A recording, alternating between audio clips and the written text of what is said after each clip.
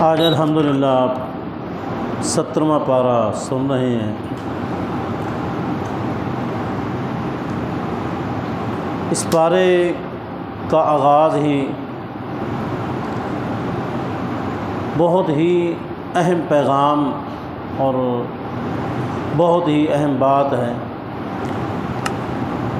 اللہ رب العزت نے سورۃ الانبیاء کا آغاز اس انداز میں کیا، بسم اللہ الرحمن الرحیم، اقترب للناس حسابہم وہم فی غفلۃ معرضون۔ لوگوں کے لیے حساب کا وقت قریب ہو چکا ہے اور لوگ غفلت میں اعراض کرنے والے ہیں۔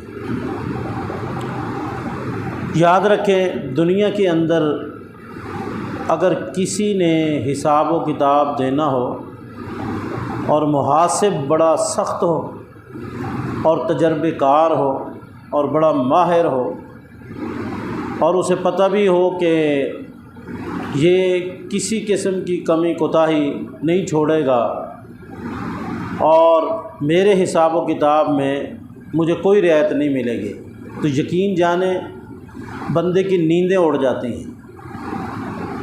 جب کسی کی پیشی نیب میں لگتی ہے اور وہاں حساب و کتاب لینے والے سخت ہوں، رشوت خور نہ ہوں، حرام خور نہ ہوں اور سفارش قبول کرنے والے نہ ہوں، تو بڑے بڑے لوگوں کی وہاں یوں سمجھ لیں کہ زندگی جو ہے وہ اجیرن بن جاتی ہے اور بڑے بڑے وہاں جا کے سیدھے ہو جاتے ہیں۔ لیکن ہمارے ہاں تو حالات ہی خراب ہو چکے ہیں۔ تو محترم ساتھیو، یہ تو دنیا کے حساب و کتاب ہیں جہاں بندے کو تھوڑا سا بھی یہ شک ہو کہ میرا حساب و کتاب بڑا سخت ہے تو پھر بندہ چکنا ہو جاتا ہے۔ کچھ لوگ قلم کی مار دیتے ہیں، کوئی کمی کوتاہی کرتے ہیں تو پھر اس کو چھپانے کے لیے وہ سوچ و بچار کرتے ہیں کہ یہاں میں نے ڈنڈی ماری ہے، اگر میں پکڑا جاؤں تو اس کو کیسے چھپاؤں گا۔ تو اس انداز میں انسان خوف زدہ ہوتا ہے اور انسان اپنے عیوب کو چھپانے کی کوشش کرتا ہے۔ لیکن اللہ کا جو حساب و کتاب ہوگا وہاں تو انسان کوئی چیز چھپا ہی نہیں سکتا اور وہاں ظلم اور زیادتی ہے ہی نہیں، عدل و انصاف ہے۔ فَمَن يَعْمَلْ مِثْقَالَ ذَرَّةٍ خَيْرًا يَرَهُ وَمَن يَعْمَلْ مِثْقَالَ ذَرَّةٍ شَرًّا يَرَهُ۔ ایک ذرہ برابر بھی وہاں انسان ادھر ادھر کوئی چھپانے کی کوشش کرے گا تو چھپا نہیں سکے گا۔ اچھا، وہاں بھی انسان اللہ کے سامنے جھوٹ بول دے گا۔ بعض لوگ اللہ کے سامنے کھڑے ہوں گے، وہاں بھی جھوٹ بول دیں گے۔ قرآن مجید کے اندر ہے، کتب حدیث کے اندر ہے، وہاں اللہ تعالیٰ پوچھیں گے تو نے یہ کیا، تو بندہ کہہ دے گا نہیں میں نے تو نہیں کیا۔ اور بندے کے ذہن میں کیا ہوگا کہ میں نے جب کیا تھا تو میں اکیلا تھا، مجھے تو کسی نے دیکھا ہی نہیں ہے۔ تو اللہ تعالیٰ وہاں کیا کریں گے؟ اللہ تعالیٰ پھر وہاں گواہ پیش کر دیں گے۔ گواہ کیسا ہوگا؟ الیوم نختم علی افواہہم وتکلمنا ایدیہم وتشہد ارجلہم بما کانوا یکسبون۔ اللہ یہ زبان جو بول رہی ہوگی کہ میں نے کچھ نہیں کیا، اس زبان کو اللہ بند کر دیں گے۔ کیسے بند کریں گے؟ دنیا میں آپ دیکھتے ہیں زبان ہوتی ہے لیکن بول نہیں سکتا بندہ۔ زبان تو اس کی ہوتی ہے، آپ منہ کھول کے دیکھیں بالکل زبان ہوتی ہے لیکن بول نہیں سکتا۔ اللہ تعالیٰ اس زبان کو وہاں بند کر دیں گے اور بند کرنے کے بعد پھر وَتُكَلِّمُنَا أَيْدِيهِمْ وَتَشْهَدُ أَرْجُلُهُمْ، یہ ہاتھ بولنے لگ جائیں گے۔ جن ہاتھوں سے جو کچھ اس نے کیا ہوگا ہاتھ بولیں گے، اور یہ زبان تو بند ہوگی، پاؤں بولنے لگ جائیں گے۔ تو یہ گواہ وہاں پیش ہوں گے۔ تو وہاں انسان کا حساب و کتاب بہت سخت ہے۔ محترم ساتھیو، موت کے بعد قبر میں 3 سوال ہیں اور اللہ کے سامنے جب بندہ حاضر ہوگا تو وہاں 4 سوال ہیں، اور اس کے علاوہ یہ ہے کہ کلمہ شہادتین کے بعد نماز کا حساب و کتاب ہے۔ یہ ہے اقترب للناس حسابہم، یہ ہے بندے کا حساب۔ اب مجھ سے کوئی بندہ پوچھے تیرا رب کون ہے تو میں بالکل کہوں گا میرا رب اللہ ہے۔ مجھ سے کو پوچھے تیرا نبی کون ہے، میں کہوں گا میرا نبی محمد صلی اللہ علیہ وسلم ہے۔ مجھ سے کو پوچھے تیرا دین کیا ہے، میں کہوں گا میرا دین کیا ہے، اسلام ہے۔ یہ سارے کے سارے سوالوں کے جواب آپ سب کو آتے ہیں، لیکن یاد رکھیں یہ جو سوال ہیں ان کے جواب وہاں دے گا وہی کہ جس نے صحیح معنوں میں اللہ کی ربوبیت کا اقرار، اعتراف اور اپنے اقوال اور افعال سے ثابت کیا ہوگا، رسول اللہ صلی اللہ علیہ وسلم کا متبع، مطیع اور فرما بردار ہوگا، اور اسلام کو اپنا دین اپنا کے زندگی اس کے مطابق گزاری ہوگی، تو وہی جواب دے سکے گا۔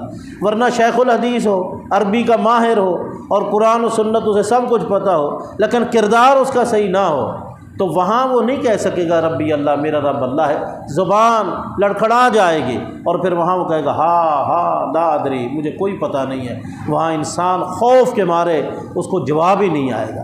اس لیے یہ 3 جواب ہیں۔ اپنی زندگی سے ثابت کرو کہ رب واقعی اللہ ہے، اپنی زندگی میں ثابت کرو کہ نبی ہمارا محمد صلی اللہ علیہ وسلم اور اس کی اتباع اور اطاعت، اس سے ثابت کرو، اور اسلام کے مطابق اپنی زندگی کا گزارو۔ اسی طرح یہی سوال ہوگا کہ زندگی کہاں گزاری، زندگی کہاں گزاری۔ اب ایک بندہ صحیح انداز میں زندگی گزار کے گیا ہے تو وہاں اسے کوئی پریشانی نہیں ہوگی۔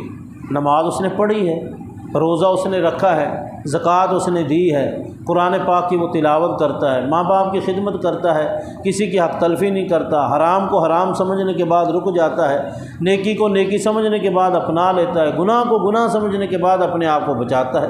زندگی اس انداز میں گزار کے گیا ہے تو وہاں اس کے لیے کوئی پریشانی نہیں ہوگی، کوئی پریشانی نہیں ہوگی۔ اللہ اسے توفیق دے دیں گے، اللہ اسے ہمت دیں گے، اللہ اسے مدد کریں گے، اور وہ جواب بالکل صحیح دے دے گا۔ اس سے پوچھا جائے گا جوانی کہاں گزاری؟ ایک جوان ساری زندگی جوانی گناہوں میں گزار کے گیا ہے تو وہ کیا کہے گا اللہ کو؟ کیا کہے گا؟ جوانی کہاں گزاری ہے؟ زندگی کے علاوہ خاص زندگی کا ایک حصہ جوانی والا، وہ پوچھا جائے گا۔ پھر پوچھا جائے گا کہاں سے کمایا، کہاں خرچ کیا؟ جس نے ساری زندگی حرام خوری کی ہے وہ کیا جواب دے گا وہاں؟ جس نے ساری زندگی سود کھایا ہے وہ وہاں کیا جواب دے گا؟ جس نے ساری زندگی چوریاں کی ہیں، ڈاکے ڈالے ہیں، وہ کیا جواب دے گا؟ جس نے ساری زندگی لوگوں کی جائیدادوں پر قبضے کیے ہیں وہ کیا جواب دے گا وہاں کہ کہاں سے کمایا اور پھر کہاں خرچ کیا؟ یہ بھی کیا ہے سوال کہ کہاں خرچ کیا۔ ایک آدمی کماتا بالکل صحیح ہے اور خرچ غلط کرتا ہے، اس کو بھی کوئی جواب نہیں آئے گا، وہ پریشان ہوگا۔ ایک آدمی کماتا بالکل صحیح ہے لیکن اسراف، فضول خرچی، ناجائز کاموں میں خرچ کرتا ہے تو اس کا بھی حساب و کتاب اس کے لیے مشکل ہو جائے گا۔ اور آخری یہی کہ جو کچھ تو نے جان لیا اس کے مطابق تیرا عمل کیا تھا، بس یہ حساب ہے، اسی کی ہم نے تیاری کرنی ہے۔ یہ تھوڑی سی زندگی ہے، اس میں اللہ پاک نے ہمیں موقع دیا ہے، جو ہم تیاری کریں گے تو آگے اسی کا حساب و کتاب ہوگا۔ تیاری اچھی ہے تو حساب کوئی مشکل نہیں ہے، اگر تیاری صحیح نہیں ہے تو پھر حساب انسان کے لیے کیا ہوگا؟ مشکل ہوگا۔ محترم ساتھیو، 3 سوال پوچھے گئے ہیں، ان کا جواب بھی مختصر میں آپ کو بتا دیتا ہوں۔ ایک یہ کہ اگر کوئی شخص بیٹھا رہتا ہے اور وطروں کی آخری رکعت میں آ کے ملتا ہے اور پھر امام کے ساتھ سلام پھیر دیتا ہے، امام نے 3 پڑھائے اور اس نے 1 پڑھا ہے، تو یاد رکھیں یہ غلط ہے، کیونکہ امام کی اقتداء کا مطلب ہے کہ تم نے وہی کام کرنا ہے جو امام نے کیا ہے۔ اب امام نے 3 پڑھے ہیں تو تم تیسری میں آ کے ملے ہو، تو امام جب سلام پھیرے گا تو آپ نے اٹھ کے 2 رکعتیں اور پڑھنی ہیں، پھر آپ جا کے امام کسی معنوں میں اقتداء کریں گے۔ تو یہ طریقہ بالکل غلط ہے۔ کوئی بندہ یہ سمجھے کہ چلو 1 وتر میرا ہو جائے گا، 1 وتر کی اجازت اس وقت ہے جب آپ اکیلے پڑھیں۔ اگر امام 1 پڑھتا ہے تو پھر آپ 1 بھی پڑھ سکتے ہیں۔ اگر امام نے 3 پڑھے ہیں اور آپ امام کی اقتداء میں آ گئے ہیں تو پھر آپ نے امام کی اقتداء کو پورا کرنا ہے اور 3 ہی پڑھنے ہیں۔ یہ ایسے ہی ہے بالکل جس طرح امام 4 رکعتیں پڑھاتا ہے اور آپ چوتھی رکعت میں آ کے ملے ہیں تو پھر آپ اپنی 3 پوری کرتے ہیں، تو ایسے ہی یہ بھی امام کی اقتداء کا تقاضا ہے کہ آپ وہ باقی پوری کریں۔ دوسرا یہ کہ کچھ لوگ جہاں جگہ ملتی ہے وہیں کھڑے ہو جاتے ہیں، صف کا خیال نہیں رکھتے۔ یاد رکھیں اگر کوئی آدمی صف میں نہیں آتا اور پیچھے اکیلا کھڑا ہوتا ہے تو خطرہ ہے کہ اللہ اس کی نماز کو رد کر دے اور اللہ اس کی نماز ہی قبول نہ کرے۔ یہ اتنا بڑا گناہ ہے، اس لیے صف میں آپ نے کھڑا ہونا ہے، یہ نہیں ہے کہ جہاں جگہ ملے۔ اور صف کا مطلب یہ ہوتا ہے کہ پہلی صف، پھر دوسری صف، پھر تیسری صف، جہاں آپ کو جگہ ملتی ہے آپ نے وہاں۔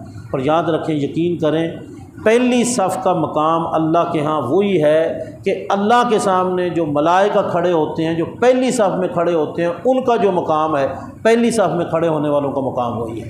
اس لیے پہلی صف کی سعادت سے کبھی بھی اپنے آپ کو پیچھے نہ رکھو۔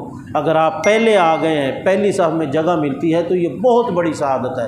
انسان اللہ کے ہاں قرب، اور اللہ کا قرب اسی کو ملتا ہے جو اللہ کے قریب ہوتا ہے۔ تو پہلی صف والے اللہ کے بہت زیادہ قریب ہو جاتے ہیں، اس لیے پہلی میں جگہ ملتے تو پہلی، ورنہ پھر دوسری۔ جس طرح صف پیچھے ہوتی جاتی ہے تو اسی انداز میں مرتبے کے اندر کیا آ جاتی ہے، کمی آ جاتی ہے۔ اور اسی طرح ایک مسئلہ کوئی اور گل، ہاں، وہ وطروں کی دعا میں نستغفرک ونتوب الیک، یہ الفاظ اگرچہ معنوی طور پر کوئی ان کے اندر کمی نہیں ہے، لیکن جو رسول اللہ صلی اللہ علیہ وسلم سے الفاظ ثابت ہیں قنوت کی دعا کے، اس کی جو صحیح سند ہے اس میں یہ نستغفرک ونتوب الیک والے جو الفاظ ہیں وہ صحیح سند بالکل اس سے ثابت نہیں ہے، تو اس لیے وہی الفاظ پڑھیں جو مسنون ہے۔ باقی یہ ہے کہ اگر ویسے انسان استغفار نستغفرک ونتوب الیک مطلق استغفار میں اگر کوئی استعمال کرتا ہے تو اس میں کوئی حرج نہیں ہے، الفاظ صحیح ہیں۔ اللہ ہمیں سننے، سمجھنے اور عمل کرنا۔ جی دیکھیں، اگر وطروں کی جماعت ہو رہی ہے تو جماعت کی فضیلت ہے، اس کو پائے، اکیلا وہ نہ پڑھے۔ باقی اگر کوئی وطروں کے ساتھ نہیں پڑھتا، اکیلا وطر پڑھے گا تو وطر تو اس کو ہو جائے گا، لیکن جماعت والا جو اجر و ثواب ہے اس سے وہ محروم ہو جائے گا۔